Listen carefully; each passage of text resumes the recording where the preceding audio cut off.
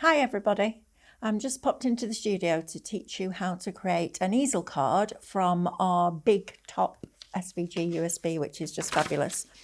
So this is the reflection itself, so under the big top, and it's called the big top and it's number 1 because there's obviously different sizes on different ones because we can't fit them all on one page.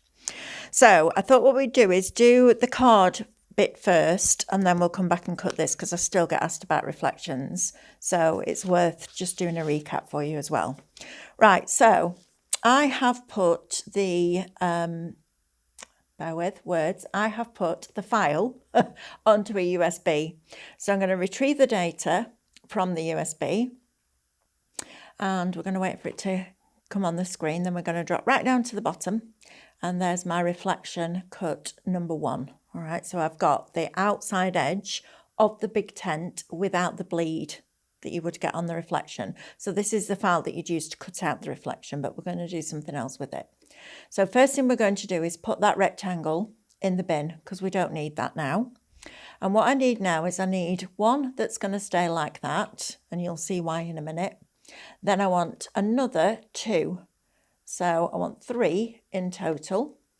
I'm going to rotate one of them 90 degrees clockwise. So that will become the front of the card. And then I'm going to take this one and I'm going to rotate that one anti-clockwise. And then I'm also going to flip it. So it's back to front and upside down. And those two then will match perfectly. So they're now a perfect mirror image of each other, okay? So the first thing I want to do is move this one down and that one up so that I can weld them both together. All right, so I like to do it this way just because I like symmetry. So I start with the bottom one and I'll nudge up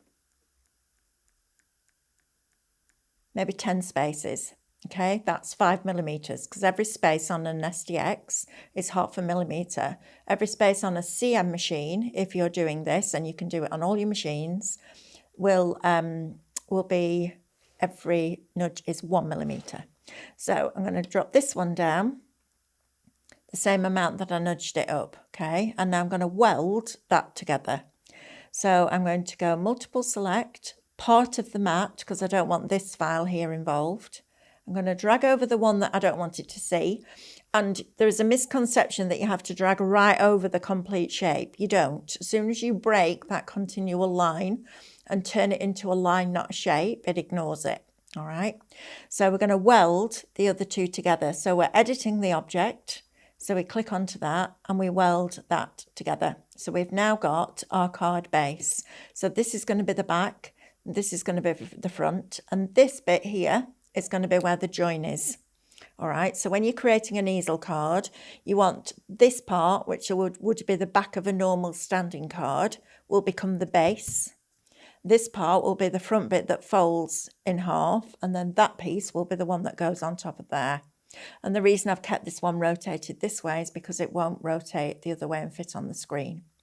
So what I want to do is put our score lines in. Now, what you've got to remember when you're doing a score line is that you have to do it on all the pieces that are on that mat. You can't just isolate one shape. Well, actually, you could isolate one shape. I'm saying you can't, and as I'm doing it, my brain's going, yes, you can, Melanie. Let's show them how to do that, because you've just come up with it, haven't you? So I'm going to add, and I'm going to add the lines in first. All right, so we're going to add, and we're going to go into patterns, and in your borders category, right down at the bottom and then up a couple of pages, you've got straight lines. Now, when you're using a score line, you have to remember to fold it in the right direction. So if you've got a card and you've got a score line that's been cut at the top and you bend it backwards on itself, that open edge is just going to scrunch up and you're not going to like the result. So if you've got a score line, you're going to fold it with the score line, not against the score line. If you're doing something like a stepper card, you need to have perforation lines in the valley folds because then you can bend them both ways. So there is a time and a place for perforation lines, but for this one, we're going to use a straight line. So I'm going to set it on the mat and I'm going to pick it up. So if I go to edit, it will highlight where it is because it's quite difficult to see a straight line on here until it's lit up. So I'm going to move that and I'm going to position it kind of centrally in the bottom part of that card. Now I can't align it centrally, vertically and horizontally because it will put it there. And for this line, I don't want that there. I want that to go across the middle. So the first thing I'm going to do is make it wider. So if I click on this, that is 171 millimeters wide. So if I then use my select arrows to get back to that, I can make that 171. Now, because it's not a perforation line, I can make it exactly the same size as the card. But as I'm looking at it, the 171 is from there to there. So I need to zoom in and make sure that that is touching the edges. So to do that, we go to our magnifying glass and we zoom into 400%, and then we move down the screen. So these arrows here and these arrows there move the screen down. These arrows move the shape. So as I go across, I can see I can go a little bit wider with that. So I'll go to Object, Edit and Resize and just take it up a little bit more. So you can take it so it goes outside if that's what you want to do, but let's just see what we've got now. So let's have a look, see what we've got, and then we'll scroll across. Okay, I'm going to make it a few more wider and then we're good to go. So you've just got to work this bit out. Okay, so let's make it 151. Right, so I'm happy with that bit. So what I'm going to do now is duplicate that. So I've got two, because I want to put one in the middle as well. And I'm going to move that one down here. So now I'm going to group that with the perforation line, okay? So I'm going to multiple select part of the mat, drag over the shapes and the line that I don't want included, and group that together. So now I can take this line down here and I can make that much narrower because that's going to go in the middle. So if I make it 25 millimeters to start with, now I can align, let's think, yeah, so I can multiple select part of the mat, drag over this shape, the big top, that one, and align that centrally vertically and centrally horizontally, okay? And then I can zoom in. Now, when you've done something like aligning or grouping and ungrouping, to be able to access those shapes individually, you must tap the screen to release the shapes, because if you don't, it will just keep them all as one piece. It won't be grouped as in one piece, but all the shapes will still be selected. So until you tap that screen, it doesn't release those shapes. So I can see now I want to make that center score line a little bit narrower. So we're going to make that, let's take it down to 20 and see what we've got, and then we can align it again. So multiple select part of the mat, drag over the shape that you don't want, and let's align that. Now I know it's aligned horizontally, but I want it aligned vertically. All right, so you might as well just do both again and then we've got it. Right, I'm going to leave it at that because I'm happy with that. So while we've got that, let's group that together. Okay, so I've now got these pieces here. If you wanted to create an offset line, so you had a border around the reflection cut, you would do it before you added those straight lines. Because once you've added those straight lines, it won't create an offset of a straight line, or it will, and then you'll have to get rid of it. So you might as well do that bit first. Right, so let's score all this. Well, what I'm going to do is block out this shape. Sorry, did too fast there. I'm going to block out this shape here. So to do that, I'm going to go into my spanner and I'm going to change my cut area, and I'm just going to drag over where that third shape is. So now when I ask it to cut this, it will ignore that. Okay, you can even have shapes on top of that as long as you can drag over part of it to eliminate it. It's a really clever way of doing it, that, because instead of having to bring one file on and cut it, then go back and add the other file and cut that, you can bring them all on. You can move them all into the bottom right hand corner, bring on the ones that will fit, eliminate the ones that won't by dragging over them and blocking them out, and then you can carry on cutting the rest of them. It's super clever. I like that. I like that little thing. It's clever. Right, so I'm going to load this in. And for scoring, we've done a whole video on scoring. So if you haven't seen it yet, please have a look for it because it's cool. It's cool. So what we're going to do is we're going to go to please select and cut. It tells me there's a pattern outside of the effective area, which means the cutting area. The pattern cannot be cut or drawn, but it also says, okay, to continue. So I'm going to go, yeah, okay, let's continue. And we're going to go into our settings and we're going to drop the cut pressure right down to -9. And I'm also going to take the cut amount to 0.1 millimeters, because that will, the first cut that it does, it will go along and it will only drop the blade down by 0.1 millimeters, which is less than the depth of the card. What we have to do is remember to pause it after the first cut, because otherwise it's going to keep going round, and the second time round it'll push the blade down 0.2, the third 0.3, the fourth 0.4, etc. So we have to remember to stop it after the first cut, and you'll know when that happens because it'll go round and it'll do it, and then it'll go back to the top to look at the card again, and then it'll come back in and it'll drill down and put it 0.2 mil down. So we'll see that, but keep an eye on what it's doing. So I'm going to press OK now, and then we're going to press start.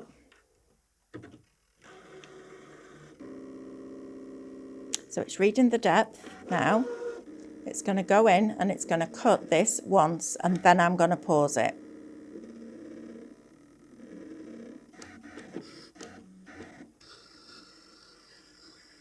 So this is not going to create a good enough cut line to cut it out, just so that you're aware, because that's not what we're doing. We're scoring now, but we have to score the outside shape to get the lines, which is fine. It takes a couple of seconds longer, but you know what, who cares? We were talking about this last week when I was doing classes. I don't go into class and into my craft room and go, right, I'm going to see how many cards I can make in an hour. I go to relax and enjoy it. Right, so it's cutting around the outside edge now. It's put the middle line in. Now it's going to put the full line in. So at this point now, when it goes back up to the top, I'm going to pause it and stop it cutting, because that now has given me the perfect score line. And it actually doesn't matter. Well, I haven't found it matter, but to be fair, I haven't tested every piece of card on the market, because that's an impossible feat. But I haven't found, because it's reading the depth of any cardstock, not just the cardstock that's pre-installed into a drop-down menu. The auto blade is a true auto blade, because it goes along and it doesn't matter which brand of card or grey board or whatever it is, doesn't matter which brand it's from, it reads it. So it doesn't have a drop-down box that says mid-card, heavy card, light card, paper. It's not a choice. It just goes along and reads the depth. So it doesn't matter what you put on it, which I think is really clever, because there's other machines out there that have an auto blade, but it only works with their brand. So brother, I've got it absolutely right. So I'm going to quit cutting now, because I've done that once, and I'm going to press OK. And now what we need to do is go back in and remove the score lines, okay? So we're going to go back, edit, and we're going to object, edit, and ungroup. Tap the screen to release the shapes, and then ungroup it again, because we grouped one line and then the other. So I need to get rid of that one and the middle one. So I'm going to put that one in the bin. Now, if you're going to want to do this again, save the file now while it's ungrouped. And then when you bring it back on, you can group it together if you want to move it, but make sure it's ungrouped before you save it, because once you've saved it, you can't ungroup it on your machine. You can take it into Canvas Workspace and ungroup it there, but we might as well just do it now. So let's going to put that one in the bin, and I'm going to use my select arrows, which are these arrows underneath the word select, that enable us to put those lines in the bin. Now what I'm going to do is change my cut area back to full, because now we want to fully cut all those. So now we just press please select and cut and start. So the same file that you are using to cut out the reflection, you're now using to make a card blank, which is super cool. You could also create a frame by creating an inward or an outward offset line. So if you wanted to do something different with the file, you absolutely can do. You could make bunting with it. So you could add little tabs to the top with holes in to thread the ribbon through. It's wherever you want to take it. A cutting file is a cutting file. It comes to life when you add your imagination, which is why we do these classes, which is why we bring you all these fabulous USBs. Oh, now then, one thing I haven't done, so I'm going to pause. Now, this has happened, and it's happened for a reason, so I'm going to teach you what I've done wrong. So I'm going to go into my settings, and I didn't take these back up to full. So I need to take these back up to auto. All right, so I'd rather show you things that go wrong than start again. And then you sit at home going, why is it not doing that? Because that's what I'd want to see. Right, so we're going to get it to start again. So, yeah, a cutting file is a cutting file until you decide to do something with it. You could put windows and a door in the tent if you wanted to and make your own. It's entirely up to you. You could add a flag shape on by using a triangle and a rectangle. It really is wherever you want it to go. And I had the best email that I've had for a long time a few weeks ago. And a lady said to me, do you know what? She said, I've watched you for a long time doing scan and cut, and you kept promising me that eventually I would start to see the world in shapes. She said, and it didn't happen until last week. And now I see the world in shapes. I was like, yes. She said, and when you start to look at things and break them down, she said, it's really interesting how you can make a lot of the things on the scan and cut. I was like, yeah, it is. Because the camera I'm looking at right now is a rounded corner rectangle with 2 stretched ovals, 2 stretched rounded corner rectangles and a circle in the middle. Everything is shapes. And I love that. I love that you can look at something and go, yeah, okay, that works. Right, so the card shape is fine. That's cut out. Although I think this machine might be ready for a new blade, to be fair, because we've been using them in classes. So that might be why. But also this one, it hasn't quite cut through. So what I'm going to do is I'm going to go back. I'm going to delete this file off because I haven't unloaded the mat yet. And I'm going to ask it to cut that again. So let's go to please select and cut. And this time, because it might need a new blade and I don't want to have to do this again for you, I'm going to take this up to 1 millimetre. All right, so I know that it will then cut that through. So sometimes we need to change our blade. Sometimes we need to clean the blade housing to make sure there's no bits got caught up. But we have been using these machines a lot recently in classes, so that's probably the reason why. But if you're finding that, for, you know, even with a brand new blade, that it's not cutting through, then it's definitely a question for brother, because there's no other reason why it wouldn't be.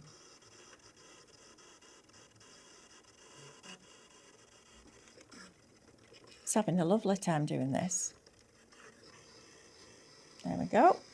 Right, so I have now got, let's have a look, my shaped card, my shaped easel card. So let's undo this for now.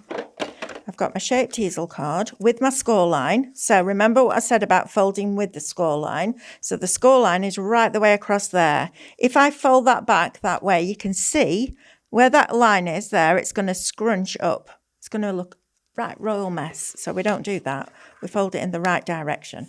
Okay, fold it with the score line. Doesn't matter with a perforation line. But with a score line, you have to fold it in the right direction. So I'm now going to pop glue onto here. So I'm using my pin flare bookbinding glue as ever.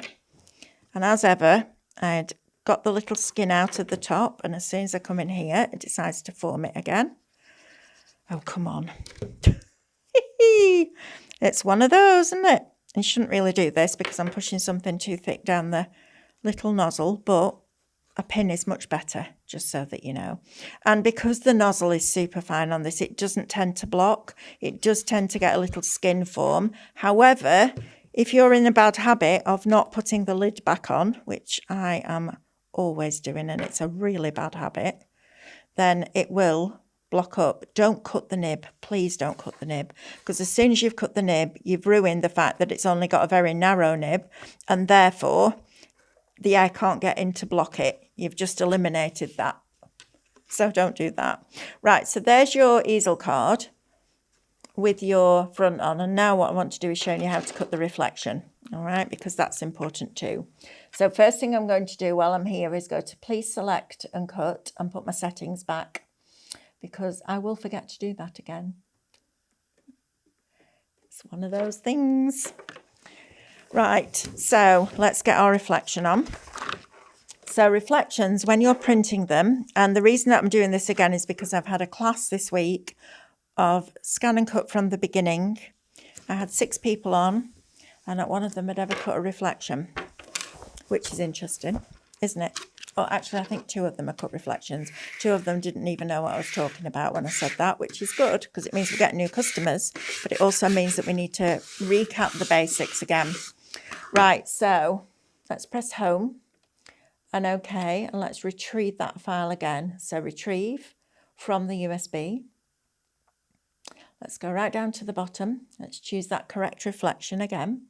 And what you'll see now is it's got a rectangle around it. So the rectangle and the big top are separate files. So we need to group them together. So to do that, we're changing it. So we're editing it and we're editing the object. So if we click on that, you'll see you've got all your different functions on there. This was something that they were getting stuck with the other day because they pressed edit and then those symbols weren't there that they were looking for. They kept pressing OK. Press object edit because there's more behind there. But for here, we're going to multiple select everything that's on the mat, press OK, go back to editing the object, and this one is group. So we're going to group that together. And now we're going to scan this in.